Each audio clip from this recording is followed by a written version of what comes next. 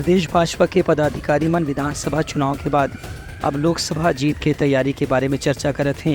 ए विषय में प्रदेश भाजपा की बैठक में नवा प्रदेश अध्यक्ष किरण देव सिंह बताई कि अब लोकसभा में 11 के 11 सीट जीते पर अभी से कार्यकर्ता मंडल स्तर में काम करे के सुझाव दे गए हैं।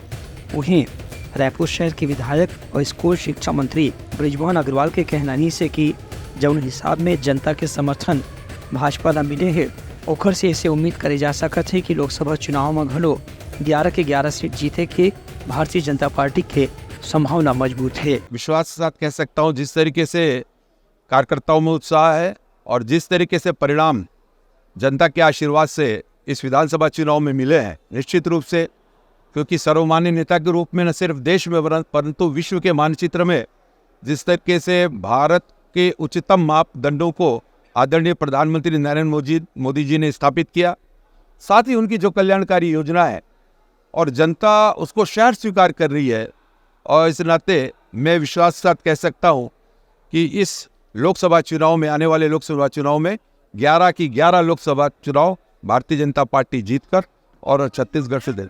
बीजेपी अब 11 की 11 सीटें जीत कर आएगी और उसी की रणनीति तैयार करने के लिए आज बैठक थी। दूसर कोती कांग्रेस के दावा है कि भले ही विधानसभा चुनाव में कांग्रेस का हार का सामना करना पड़ी से, लेकिन लोकसभा चुनाव में कांग्रेस का समर्थन एक फिर मिले की उम्मीद है। हमारा कल नागपुर में लाखों की तादाद में हमारी कार्यकर्ता शामिल हुए थे। मेगा रैली था। तैयार हैं हम।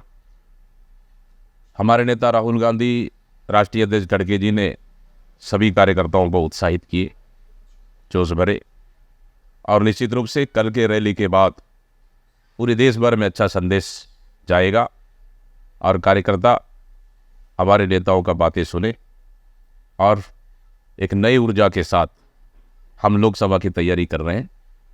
और छत्तीसगढ़ में पिछले चुनाव की तुलना में इस समय लोकसभा की हम ज़्यादा सीट जीत कर आएंगे। भाजपा और कांग्रेस के बीच के जो टक्कर है उन्हें जनता ला ही तय करना है कि लोकसभा चुनाव में कौन पार्टी ला जीत दिवाही।